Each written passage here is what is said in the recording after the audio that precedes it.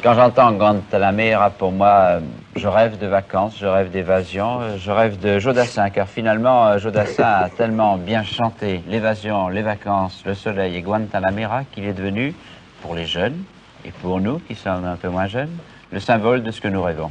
Est-ce que j'exagère en disant ça, Joe? Oui, pour moi, dans beaucoup de sens. D'abord parce que Guantanamera, au départ, c'était une chanson politique. Oui. C'est-à-dire que c'est un poème de José Martí, qui était un révolutionnaire cubain, qui a été mis en musique par un homme très politique aussi aux États-Unis, Pete Seeger. Et ça représentait, enfin, pour Martí, son testament poétique. Donc, en fin de compte, bien que la musique est devenue une chose sur laquelle on dansait, c'était au départ considéré comme un dialogue. C'est une chanson de l'époque de Bolivar. C'est ça, c'était la fin, non, un peu plus tard que Bolivar quand même, c'est quoi? C'est fin 19e, oui. Martí, et Bolivar c'est quand? C'est un peu avant, bon. Un peu avant.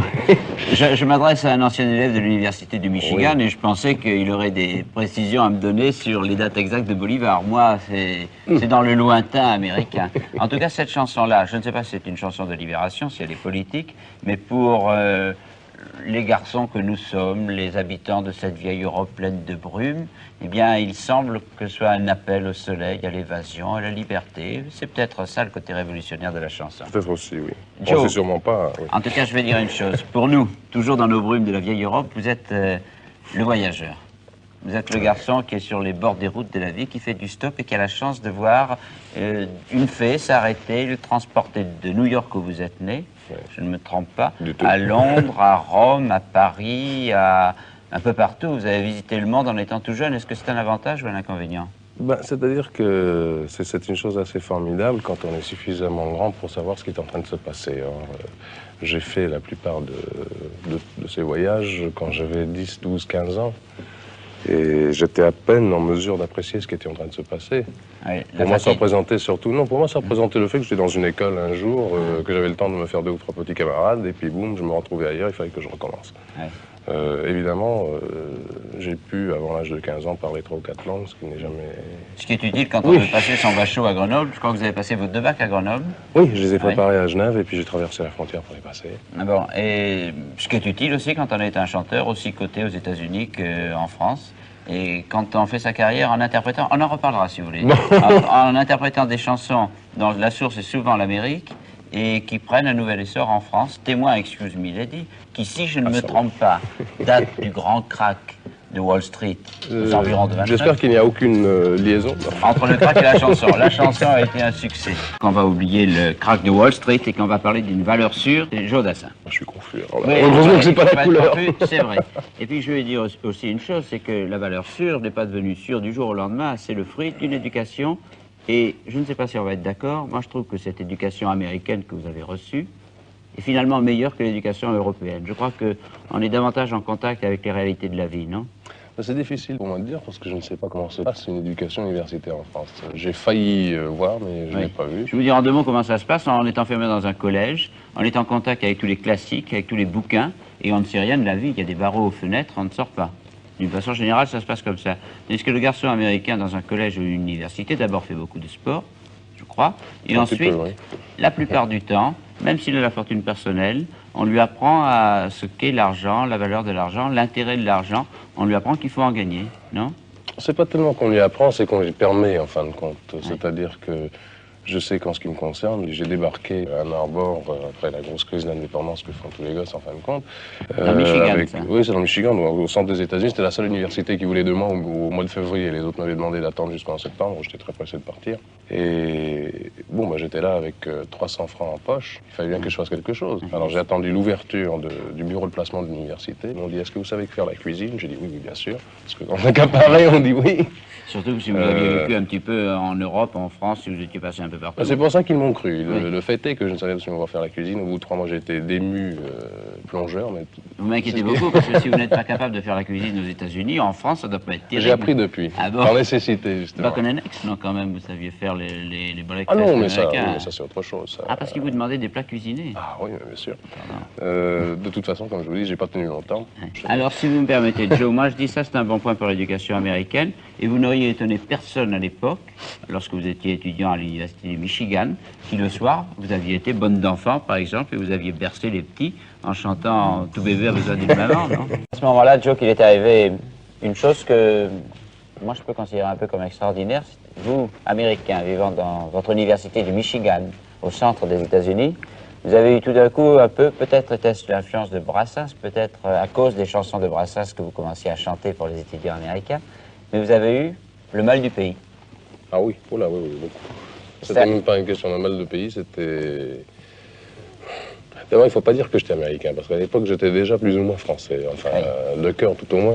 Vous savez qu'il y a un proverbe chez nous qui dit que tout homme a deux patries, la sienne et puis la France. On peut être américain et français. Oui, c'est peut-être un peu chauvin, mais c'est pas loin de la vérité en ce qui me concerne, de toute façon. Alors vous avez eu le mal de ce pays qu'est la France. Oh, absolument, oui. Je téléphonais à des gens que je connaissais ne pas être chez eux pour pouvoir discuter en français un peu avec un standardiste, pour demander le temps qu'ils faisaient à Paris. Ah, ça prenait ces proportions-là. Absolument. Oui. Qu'est-ce que vous avez fait? Vous êtes embarqué, si j'en crois votre biographie et vos biographes, vous êtes embarqué sur un... Ça fait très sérieux tout ça. Ça fait sérieux. Sur un charbonnier qui partait pour Naples. Eh oui, malheureusement à l'époque, j'avais pas un rond, il faut le dire comme ça. Il ne faut pas dire malheureusement, c'est bon de ne pas avoir un rond quand on a les moyens, quand on est jeune. J'ai trouvé justement un cargo qui chargeait du charbon entre Newport News dans la Virginie et Bagnolet à côté de Naples. Ouais. Alors j'ai fait 15 jours sur ce charbonnier, il y avait de la poussière de charbon partout. Même quand on ouvrait le dentifrice, il y avait de la poussière de charbon dedans. Vous avez débarqué tout noir? J'ai failli ne pas pouvoir débarquer.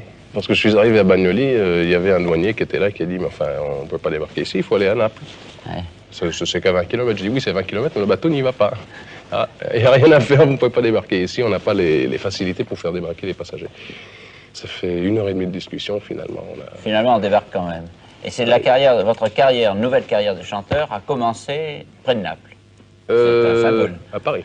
À Paris, mais enfin, c'est en débarquant à Naples. À Paris, comment ça s'est passé? Vous êtes arrivé avec votre guitare, disant j'arrive du Michigan, j'ai imité Brassens, on m'a dit que j'avais une voix qui était bonne, qui était radiophonique. Non, du tout, parce qu'aux États-Unis, on n'est pas obligé de faire des disques pour faire de la chanson. J'avais même jamais pensé à faire des disques. C'est arrivé purement par hasard. J'ai rencontré une secrétaire d'une maison de disques parisienne qui a entendu comme ça.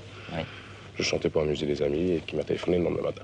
Et alors, la carrière a débuté comme ça. Et aujourd'hui, je ne sais pas si je me trompe, Joe, mais parmi les interprétations que vous avez, parmi les morceaux que vous chantez, il y a beaucoup de chansons d'origine américaine que vous avez adaptées pour la France. De moins en moins. Je fais de plus en plus mes chansons moi-même. La seule chanson, d'ailleurs, qui n'est pas de moi, que j'ai fait récemment, s'appelle Marie-Jeanne. Joe, cette chanson qui parle de la Garonne touche beaucoup mon cœur de français, parce que la Garonne, c'est notre Mississippi à nous. Oui, un peu. Toute proportion gardée.